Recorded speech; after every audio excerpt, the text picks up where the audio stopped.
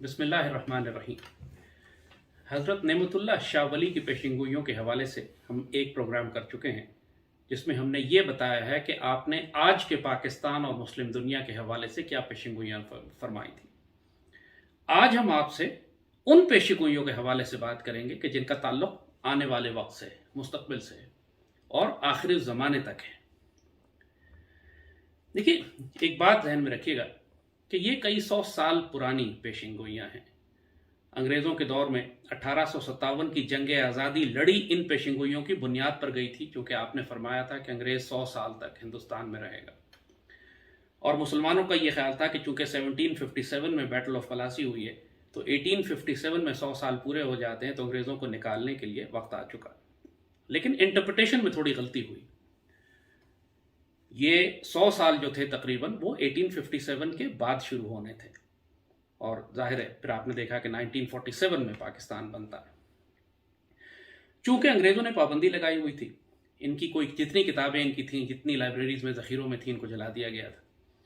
तो फिर ये थोड़े थोड़े अशार मुख्तलिफ घरों में, कुतुब खानों में लोगों के पास महफूज थे और कम अज़ कम रिकॉर्डेड हिस्ट्री ये है कि 200-250 साल से तो कम अज़ कम प्रिंटेड डॉक्यूमेंट्स इनके अवेलेबल हैं। 1857 की जंग से पहले इसका जो एक आखिरी छपा हुआ नुस्खा है वो तकरीबन 1851 का है। हज़रत नेमतुल्लाह शाह वली पे बहुत से लोग एतराज़ करते हैं, जी ये तो बात के बनाए हुए अशार हैं, इनकी कोई रियलिटी नहीं है और गैब का इल्म तो सिर्फ अल्लाह जानता है, कोई इंसान कैसे जान सकता है। एक बात याद रखिएगा कि अल्लाह सिर्फ इंसानों को गैब का इल्म ही नहीं देता, शहादा का इल्म भी अल्लाह ही देता है। लोग कहते हैं गैब का इल्म अल्लाह के पास है, तो क्या शहादा का यानी हाजिर का इल्म किसके पास है? अल्लाह तो आलिमुल गैब व शहादा है। अगर इंसान ये क्लेम करे कि शहादा और ज़ाहिर का इल्म उसके अपने पास है, ये भी शिरक है, क्योंकि ये इल्म भी उसको अल्लाह ने दिया है। और फिर गैब किसे कहते हैं? जो चीज़ एक शख्स के लिए गैब है वो दूसरे के लिए गैब नहीं होती। सैयदी रसूलुल्लाह ने बड़ी मशहूर हदीस शरीफ फरमाई है कि मोमिन की फिरासत से बचो कि वो अल्लाह के नूर से देखता है। अब अल्लाह के नूर की ना कोई रेंज है, ना कोई इसका वक्त ज़मान वक्त की कोई पाबंदी उसके ऊपर है। इंसान कितनी सदियों आगे देख लेता है अपनी फिरासत से, कितना पीछे माजी में देख लेता है, इस पर कोई पाबंदी तो नहीं लगाई। अल्लाह का नूर है, अल्लाह के नूर से जब वो देखता है तो जहाँ तक चाहे देख सकता है। और जब उसकी बयान की भी बातें, जो कुछ उसने देखा है, अगर वो सैयदी रसूलुल्लाह की अहदीस मुबारका के ऐन मुताबिक हैं तो फिर उन पर एतबार करना चाहिए।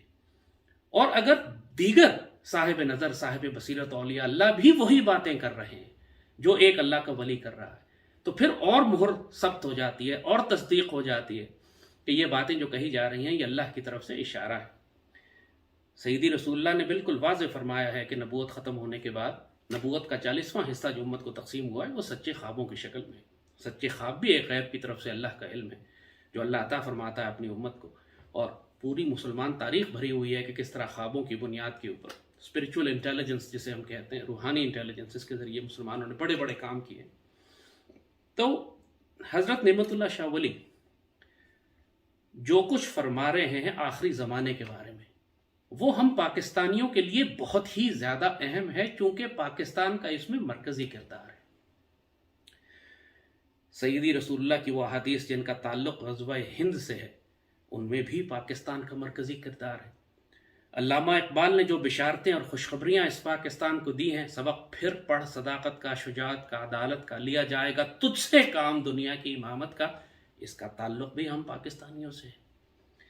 सैयदी रसूलुल्लाह ने जब ये फरमाया कि हिंद के मुसलमान, ग़ज़वा हिंद में मुसलमानों के लश्कर जो हैं वो मुशरिक हुक्मरानों को जंजीरों में लपेट कर लाएंगे और जब वापस पलटेंगे तो शाम में ईसा अलैहिस्सलाम को पाएंगे, यानी इमाम मेहदी का और ईसा अलैहिस्सलाम का वक्त होगा, ये इसका ताल्लुक़ भी पाकिस्तान से है। जब सैयदी रसूलुल्लाह ने फरमाया कि खुरासान की जानिब से मुसलमान फ़ौजें उठेंगी जो गैर अरब होंगी, जिनके पास गहरे सब्ज़ रंग के परचम होंगे, ये भी पाकिस्तान के बारे में खूबसूरत तरीन बिशारत है। हम भी खुरासान की जानिब पाकिस्तान है। और मैं यहाँ पे रायत-उस-सूद का तर्जुमा काले झंडे नहीं कर रहा, गहरे सब्ज़ झंडे कर रहा हूँ, क्योंकि अगर आप अरबी की कदीम जामे लुग़त और डिक्शनरी उठा कर देखें تو रायत सूद जो है इसका एक तर्जुमा गहरा सब्ज रंग भी होता है, गहरे सब्ज रंग के झंडे भी होता है। लोग उसका तर्जुमा काले झंडे करते रहे, लेकिन अगर आप पुरानी डिक्शनरीज उठा के देखिए तो सूद स्याह के लिए भी इस्तेमाल होता है और गहरे सब्ज रंग के लिए भी।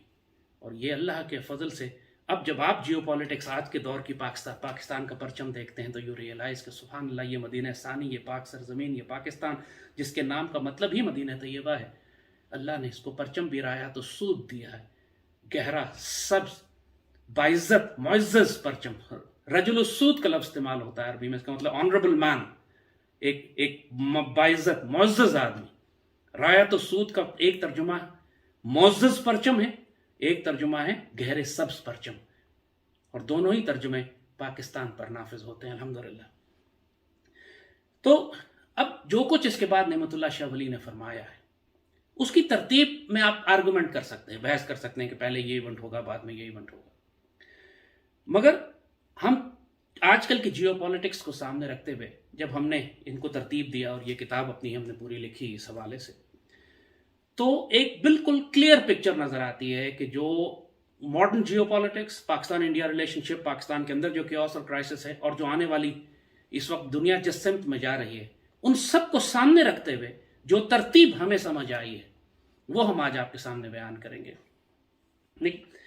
नेमतुल्लाह शुरू इस तरह करते हैं जैसे बताया कि पूरे पाकिस्तान में अनारकी फैल चुकी है, फसाद है, हुकूमत नाम की कोई चीज़ नहीं है, हर जगह ग्रोह जत्थे घूम रहे हैं, हर जगह पाकिस्तान के अंदर एक जुल्म इस्तबदाद का निज़ाम है, अदल और इंसाफ ख़त्म हो चुका है, अनारकी है, फहाशी बुराई बदकारी है, कुफार ने मुसलमानों की इबादत और नमाजों पर पाबंदी लगा दी, और सईदी रसूलुल्लाह की उम्मत से ऐसे ऐसे गुनाह सरजद हुए कि जो इकबाल फरमाते हैं ये वो मुसलमान हैं जिन्हें देखकर शर्माए यहूद। यही बात नेमतुल्लाह शाह वली ने भी कही, और आज हम पाकिस्तान में देख रहे हैं कि यही हालात हैं। और जिस किस्म के हालात जा रहे हैं उससे बिल्कुल वाज़े नज़र आता है कि हमारा भारत से एक तसादुम होगा और उसमें हमें नुकसान होगा। शुरू में हमारे शायद बड़े बड़े इलाके हमारे हाथों से निकल जाएं, और इस बात की इंडिकेशन नेमतुल्लाह शाह वली भी देते हैं।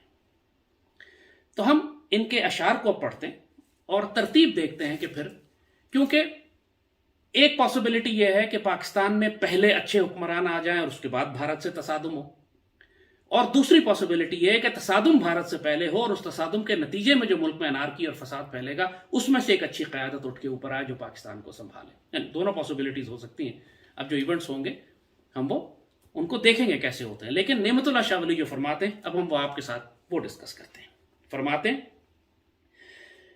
जब इस दौर में जुल्म और बिदत को रिवाज हो जाएगा जैसे कि आज है, तब मगरिब का बादशाह उनको दफा करने के लिए, हुकूमत की बागदौड़ संभालने के लिए जाहिर होगा। ये बड़ी कमाल की बात है। मगरिब का बादशाह, मगरिब के बादशाह से क्या मुराद है?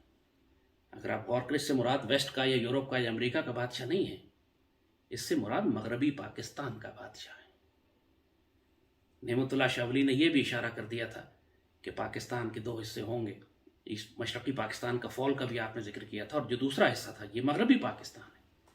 और पाकिस्तान, मगरबी पाकिस्तान का बादशाह उनको दफा करने के लिए, जुल्म और सितम को ख़त्म करने के लिए हुकूमत इसके इख्तियार में आ जाएगी। अब यही मैंने कहा कि ये बात अभी वाज़ेह नहीं है। ये बात हम बहुत अरसे से कोशिश कर रहे थे कि पाकिस्तान में अच्छे लोगों की हुक्मरानी आ जाए, इसीलिए हम कह रहे थे जमहूरियत को रोक कर पाकिस्तान में टेक्नोक्रेटिक केयर टेकर सेटअप लाइए, ऐसे लोग जो पाकिस्तान को मजबूत करें, क्योंकि पॉसिबिलिटीज़ दोनों थी, या तो अच्छी हुकूमत पहले आती और फिर भारत से हमारा तसादुम होता, या एक करप्ट डेमोक्रेटिक प्रोसेस में जो एक इनकॉम्पिटेंट करप्ट गवर्नमेंट्स हैं इनके होते हुए भारत से तसादुम हो। अब लग यही रहा है कि ऐसे ही होगा, इन हुकूमतों के होते हुए, इस करप्ट निज़ाम के होते हुए भारत से हमारा तसादुम होगा। और ये जो अच्छी हुक्मरानी वाली बात है ये नुकसान के बाद होगी, क्योंकि इसके इशारे भी अब आगे आ रहे हैं। मगरबी मुसलमानों पर ज़ात बारी ताला का फजल जाहिर होगा और उनके यहाँ इंतहाई काबिल और लायक काम करने वाले मर्दान हक जाहिर हो जाएंगे। अगर आप इसको अंग्रेजी में कहें तो बहुत patriotic, technocratic, care taker government, exactly यही अल्फाज नेमतुल्लाह शाह वली इस्तेमाल फरमा रहे हैं कि मगरिब को ऐसे हुक्मरान मिल जाएंगे कि जो बड़े मजबूत होंगे, मुल्क को संभाल लेंगे। लेकिन जैसे कहा कि ये शायद अब लगता है कि जंग के बाद हो, नुकसान उठाने के बाद हो। लेकिन जो भी हुकूमत बनेगी ये उसके एट्रीब्यूट्स हैं, जंग से पहले बने, जंग के बाद बने, उसकी जो ख़ास बात है वो नेमतुल्लाह शाह वली फरमाते हैं, حضرت علی کے شعروں میں سے ایک شعر کافروں کو قتل کرنے کے لیے ظاہر ہوگا. حضرت علی کے شعروں میں سے ایک شعر سرکار دو عالم صلی اللہ علیہ وآلہ وسلم کے دین کی حمایت کرنے والا ہوگا اور ملک و ملت کا پاسباں ہوگا. ایک مجاہد، ایک جنرل، ایک سویلین قائد اعظم کی طرح کا سویلین لیڈر، اس سے فرق نہیں پڑتا، لیکن وہ حضرت علی کے شعروں میں سے ایک شعر ہوگا جو دھاڑے گا اللہ کے دین کے دفاع کے لیے، جھپٹے گا کفار کے اوپر ان کو پیچھے ہٹانے کے لیے. حضرت علی کے شعروں میں سے ایک شعر اشارہ ہوتا ہے، ظاہر ہے کہ سید ہوں گے، حضرت علی کے خاندان سے ہوں گے، حضرت علی سے نسبت رکھتے ہوں گے، چاہے حضرت علی سے فیض لیتے ہوں یا ظاہری خون بھی ان کا حضرت علی کا ہو. یہ مٹیریل بات ہے. جو مجاہد یہ کام کرے گا وہ آپ کو سامنے نظر آ جائے گا. دوسرے لفظوں میں وقت کا صلاح الدین کوئی نہ کوئی نکلے گا ضرور. ایک اللہ کا دوست، حبیب اللہ کا لفظ استعمال کیا ہے نعمت اللہ شاہ ولی نے، کہ جو صاحب زمانہ ہوگا اور اللہ کی طرف سے، وہ اللہ کی نصرت سے دین کے دفاع کے لیے اپنی تلوار نکالے گا. صاحب زمانہ ہوگا، ظاہر ہے جیسے کہا صاحب زمانہ بڑے بڑے مجاہد ہوتے ہیں اپنے دور میں، حضرت خالد بن ولید، سلطان صلاح الدین ایوبی، یہ وہ مجاہدین کے جو دین کے دفاع کے لیے اپنی تلوار نکالتے ہیں، اور جب ہر طرف اندھیرا ہوتا ہے تو یہ دشمنوں کی توقع کے خلاف کائنات کی بازی پلٹ دیتے ہیں. اللہ اس پاکستان کو یتیم نہیں چھوڑے گا. آج ہم یتیم ہیں، ہمیشہ ایسے نہیں رہیں گے. یہ خوشخبری ہم کو اللہ اس کے رسول کی طرف سے بھی ہے، فقراء اور بابوں کی طرف سے، بابا اقبال کی طرف سے بھی، اور حضرت نعمت اللہ شاہ ولی کی طرف سے بھی. ایک اللہ کا دوست کہ جو صاحب زمانہ ہوگا، اللہ کی طرف سے اللہ کے دین کی نصرت کے لیے اپنی تلوار نکالے گا. ماشاءاللہ ایسا ہونے جا رہا ہے، یقیناً ایسا ہوگا. مگر فرماتے ہیں، اب وہی بات جیسے ہم نے کہی کہ یہ بات کیا جنگ سے پہلے ہوگی یا جنگ کے بعد، یہ دیکھنا باقی ہے. بھی جو ظاہری حالات ہیں، پاکستان کے موجودہ حکمران تو اپنی اس جمہوریت کی پوجا کرنے سے باز نہیں آ رہے ہیں. کوئی ظاہری امید نظر نہیں آتی. پاکستان کے جو انسٹیٹیوشنز ہیں، سپریم کورٹ، آرم فورسز، ہماری پارلیمنٹ، ہمارے پولیٹیکل پارٹیز، ان میں کوئی بھی اپنے آپ کو اتنا کمٹ نہیں کرنا چاہتا کہ پاکستان کے نظام کو تبدیل کر کے یہاں پر ایک اللہ اس کے رسول کا نظام لے آئے. جو نظام ہے وہی چل رہا ہے، جو گلا سڑا سا سسٹم ہے اسی کو گھسیٹا جا رہا ہے، اس لاش کو. نتیجتاً پورا پاکستان آج وہی ظلم و ستم ہے جس کو ہم پہلے پروگرام میں بیان کر چکے ہیں، جس کو نعمت اللہ شاہ ولی نے پہلے بتایا تھا.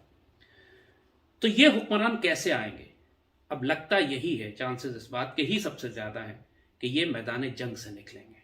اور جنگ کے بارے میں نعمت اللہ شاہ ولی فرماتی، جنگ شروع کیسے ہوگی اس کے بارے میں فرماتے ہیں، چترال، ننگا پربت، گلگت اور چین سے ملحقہ علاقہ جات اور تبت میں ایک جنگ لڑی جائے گی.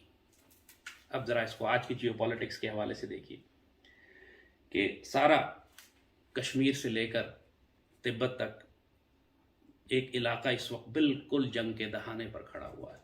چین اور بھارت کے درمیان لداخ اور لائن آف ایکچوئل کنٹرول جسے وہ کہتے ہیں، وہاں پر ایک کنفرنٹیشن ہے، لڑائی شروع ہو چکی ہے آلموسٹ.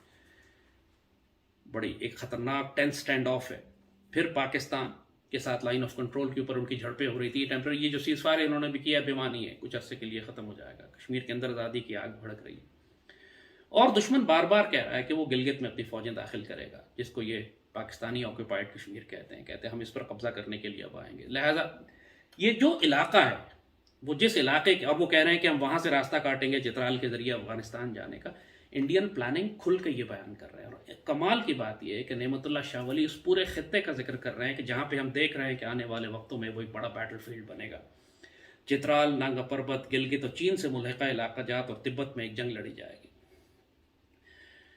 اس کے بعد ملک ہند میں ایک فتنہ پیدا ہوگا تو غازیان اسلام اعلان جہاد کر کے کھڑے ہو جائیں گے. ملک ہند میں ایک فتنہ پیدا ہوگا. اب یہ اس سے کیا مراد ہے؟ وہ فتنہ آر ایس ایس ہے. آر ایس ایس بہت بڑا فتنہ ہے، مودی کی حکومت ہے. اس سے مراد ان کا کشمیر کو انیکس کر لینا ہے. ان سے مراد مسلمانوں کا قتل عام ہے وہاں پر، جس طرح گجرات کے رائٹس انہوں نے کیے تھے. کچھ ہوگا، کوئی بہت بڑا ایونٹ انڈیا کے اندر ہوگا کہ جو اس جنگ کی آگ کو بھڑکا دے گا. اور جیسے آپ نے کہا، اب تو پوری دنیا کی اسسمنٹس آ رہی ہیں کہ مودی کے ہوتے ہوئے پاکستان اور انڈیا کی تاریخ میں سب سے زیادہ پاسبلٹی ہے خوفناک جنگ ہونے کی جب سے مودی حکومت میں آیا. امریکن تھنک ٹینکس بھی یہ بات کر رہے ہیں. پھر اور اس کے نتیجے میں پاکستان اور بھارت کی ایک جنگ شروع ہو جائے گی. پاکستان جنگ کو چاہے یا نہ چاہے, ہمارے لوگ غزوہ ہند سے انکار کریں یا نہ کریں, ہمارے لوگ تلوار نکالیں یا نہ نکالیں, ہمارے لوگ کشمیر کی مدد کریں یا نہ کریں, مجاہد ہوں یا پیسیفسٹ بزدل ہوں, کوئی فرق نہیں پڑے گا. جو کام اللہ نے کروانا ہے وہ اللہ کروا لے گا. جنگ پاکستان پر مسلط کی جائے گی. آپ کو چوائس ہی نہیں دی جائے گی کہ آپ امن کی آشا کرتے پھریں, آپ سوچتے پھریں کہ ہم نے جنگ کرنی یا نہیں کرنی, ہم نے ملک کی معیشت ٹھیک کرنی ہے. اللہ بزدلوں اور بغیرتوں کا رب ہے ہی نہیں, وہ شیر اور دلیروں کا رب ہے.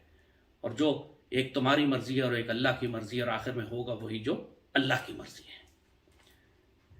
بھارت ہم پر حملہ کرے گا فالس فلیگ فساد کے ذریعے. اس کو فتنہ جو ظاہر ہوگا وہ کوئی بڑا فالس فلیگ آپریشن بھی ہو سکتا ہے.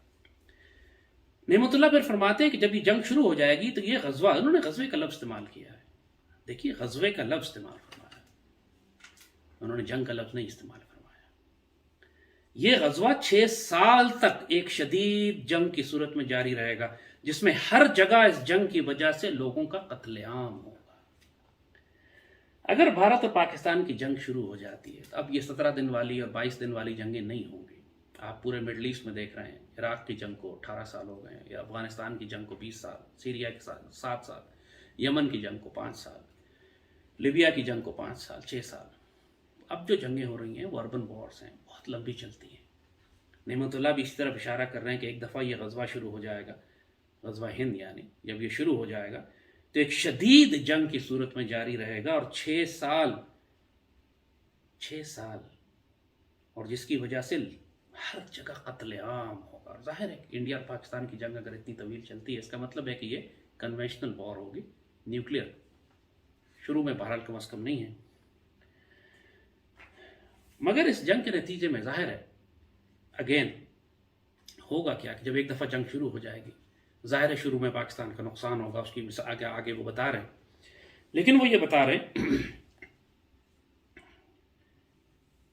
اہل کابل بھی کافروں سے قتل کرنے کے لیے, کافروں کو قتل کرنے کے لیے نکل آئیں گے, اور کافر پوری کوشش کریں گے کہ کسی بہانے سے اس جہاد کو روک سکیں.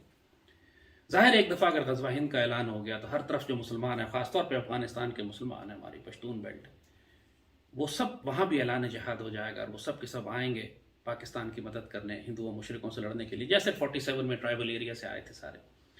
اور مشرک کافر کوشش کریں گے, انڈیا کوشش کرے گا کہ افغان طالبان یا افغان مجاہدین یا ہمارے پشتون مجاہدین جو ہیں وہ اس غزوے میں شامل نہ ہو سکیں. اسی لیے افغانستان میں امریکنز کے نکلنے کے بعد امریکن انڈینز اپنی پریزنس وہاں چاہتے ہیں.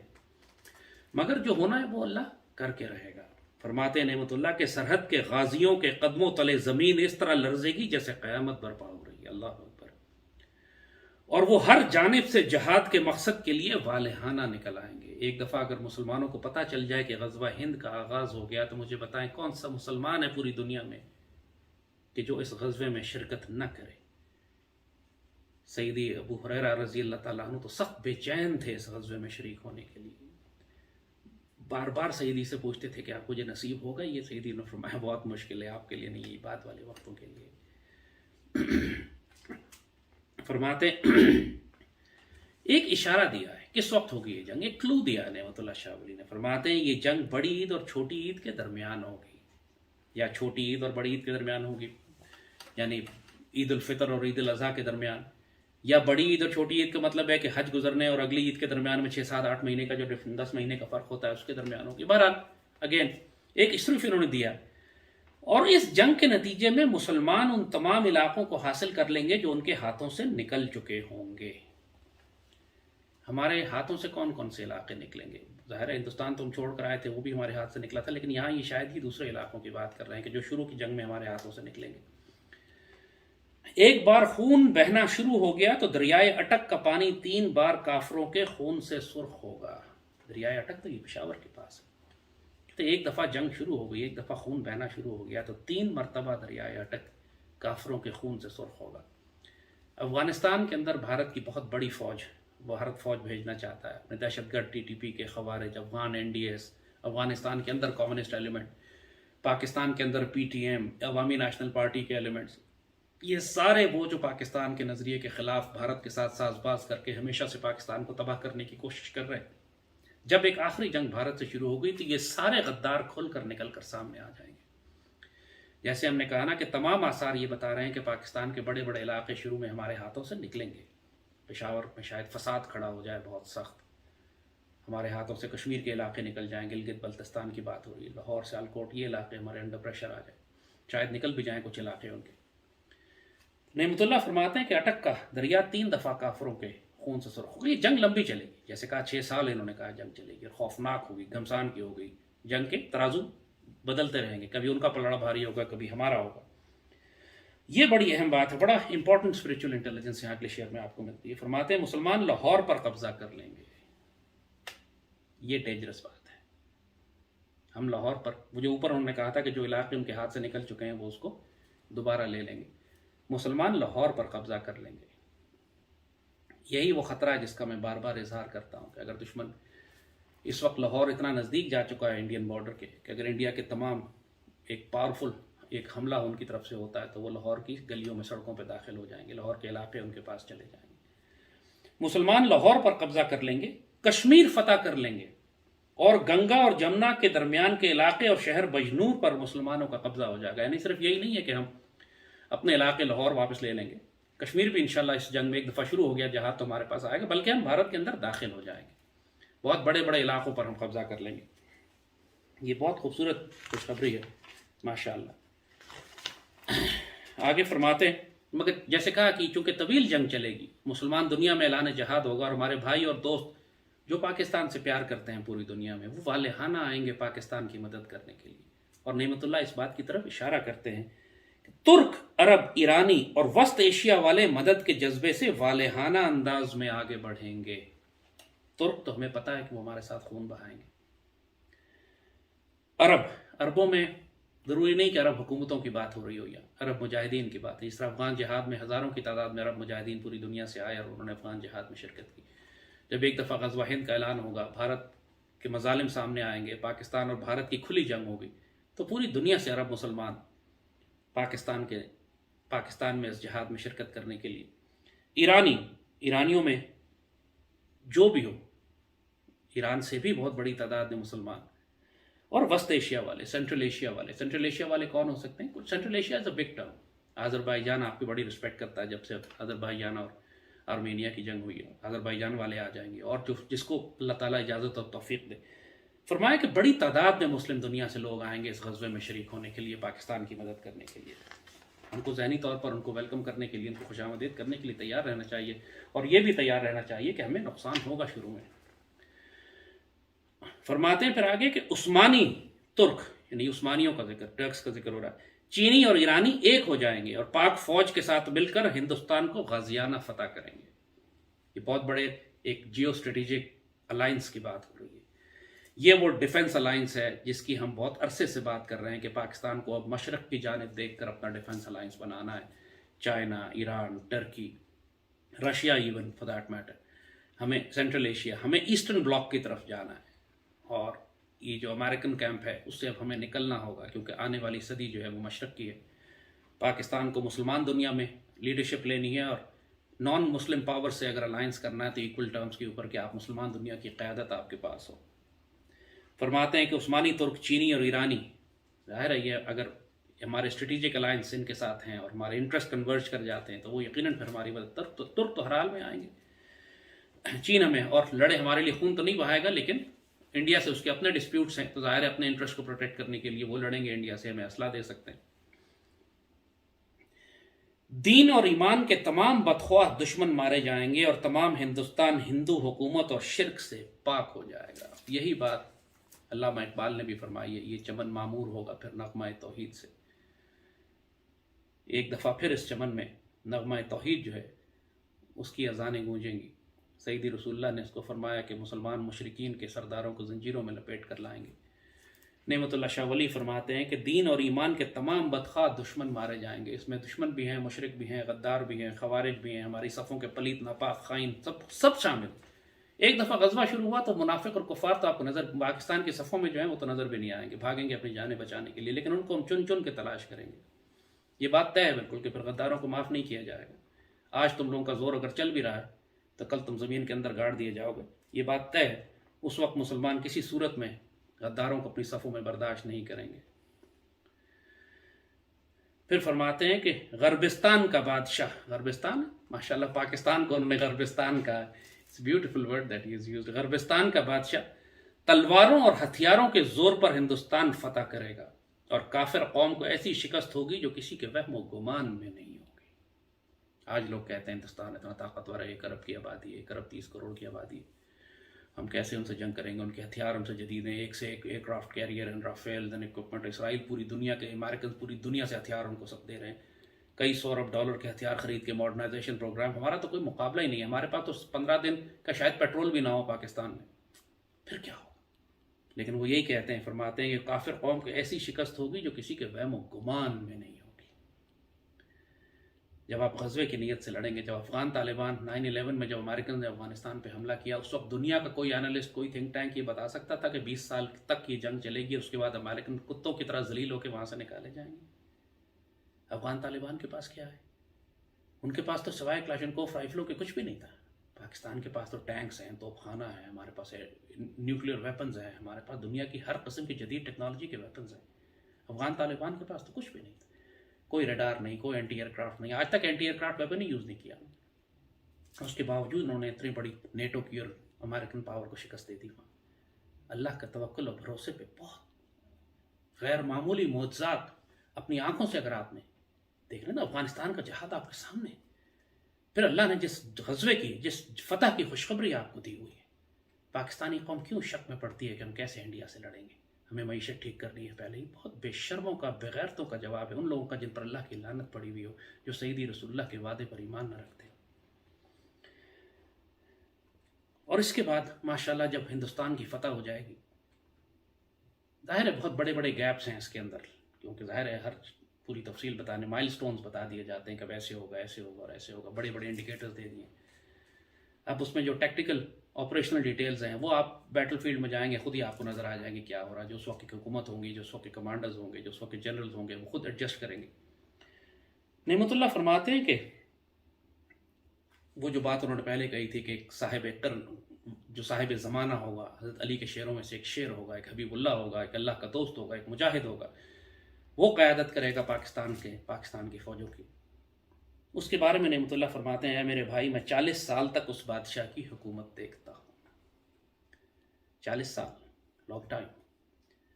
40 سال تک ظاہر ہے اس کی مورل اتھارٹی، اس کی رسپیکٹ، اس کی کریڈیبلٹی، اس کی ملٹری پاور، اس کی وکٹریز اتنی ہوں گی، کامیابیاں اتنی ہوں گی کہ کوئی اس کو چیلنج نہیں کرے گا۔ وہاں کوئی ڈیموکریسی نہیں ہوگی کہ 4 مہینے کے بعد، 4 سال بعد دوبارہ الیکشن کرا کے پوچھا جائے کہ اب کس کو صدر بنایا جائے گا۔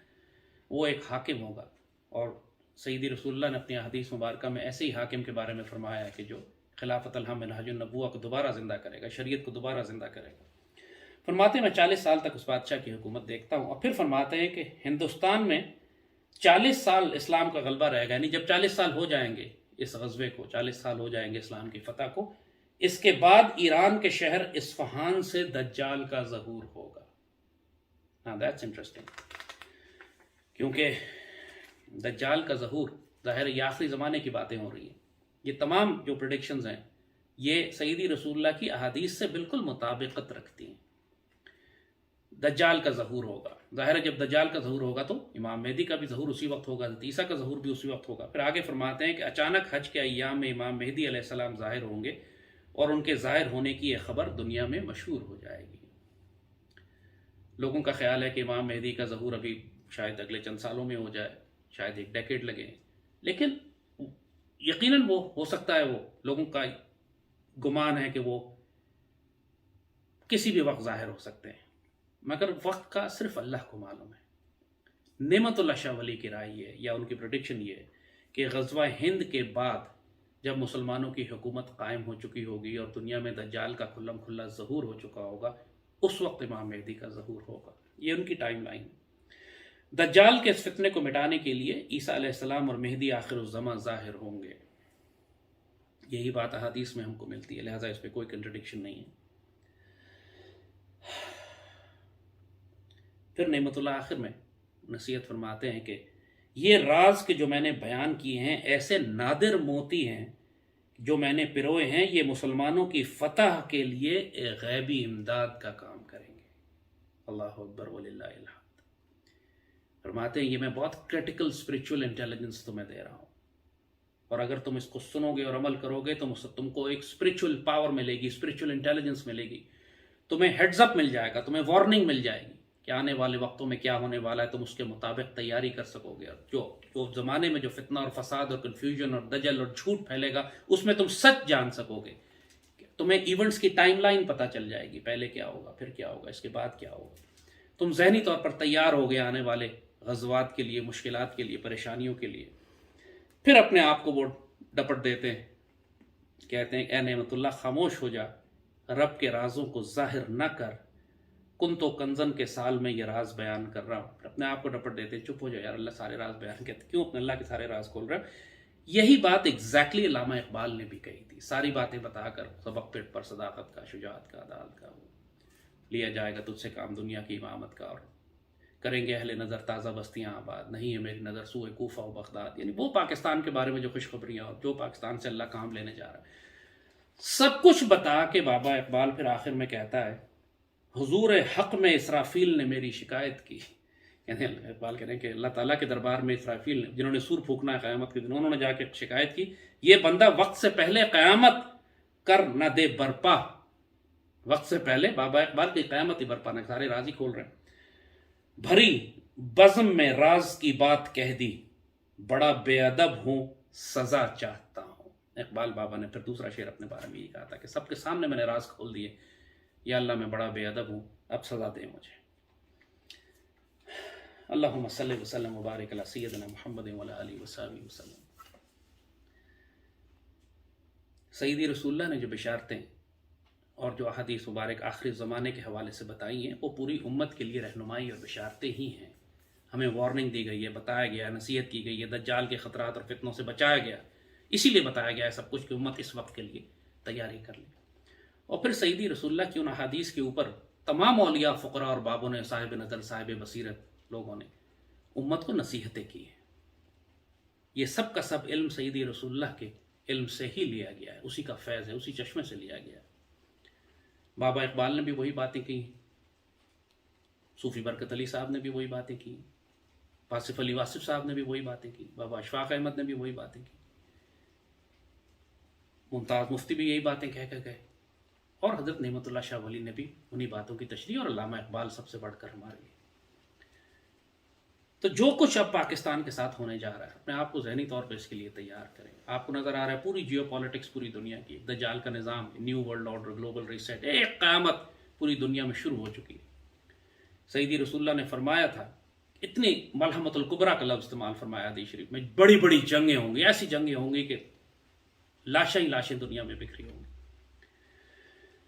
تو نعمت اللہ شاہ ولی نے پاکستان اور بھارت کے حوالے سے جو بات بتائی، فوکس پاکستان پہ ہی کیا انہوں نے، کیونکہ اللہ نے جو سینٹرل مرکزی کردار رکھا ہے پاکستان کا، رکھا ہے پاک فوج کا، رکھا ہے پاکستان کے اندر سے اٹھنے والے اس صلاح الدین کا رکھا ہے، جسے یہ حبیب اللہ کہتے ہیں، صاحب قرن کہتے ہیں، صاحب زمانہ کہتے ہیں۔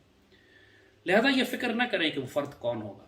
صلاح الدین ایوبی کو کوئی نہیں جانتا تھا جب تک صلاح الدین ایوبی خود گھوڑے پر بیٹھ کر میدان جنگ میں سامنے نہیں آ گئے تھے۔ اللہ جس سے کام لے گا وہ سامنے آ جائے گا۔ زبردستی لوگوں کے اوپر مہر لے کے نہ لگاتے جائیں کہ کام اللہ اس سے لے گا اور اس سے لے گا، یہ اللہ کے فیصلے ہیں، آپ کے فیصلے نہیں ہیں۔ میدان جنگ کی اس آتش میں جب آگ دہک رہی ہوگی، اس وقت جو اللہ کا بندہ کھڑا رہ جائے گا وہی ہوگا۔ کہتا ہے زمانے سے یہ درویش جواں مرد، جاتا ہے جدھر بندہ حق تو بھی ادھر جا۔ اللہ پاکستان کا حامی و ناصر ہو۔ اپنے آپ کو آنے والے وقت کے لیے تیار کیجیے، غزوہ ہند کی سعادت سے محروم نہ رہیے گا۔ سیدی رسول اللہ کی بشارتیں، بابا اقبال کی خوشخبریاں، اور نعمت اللہ شاہ ولی کی نصیحتیں، اور تمام اولیاء اللہ کی خوشخبریاں، سب کچھ ایک جانب اشارہ کر رہی ہیں کہ یہ رزق اللہ نے پاکستان کے لیے رکھا۔ پاکستان زندہ باد۔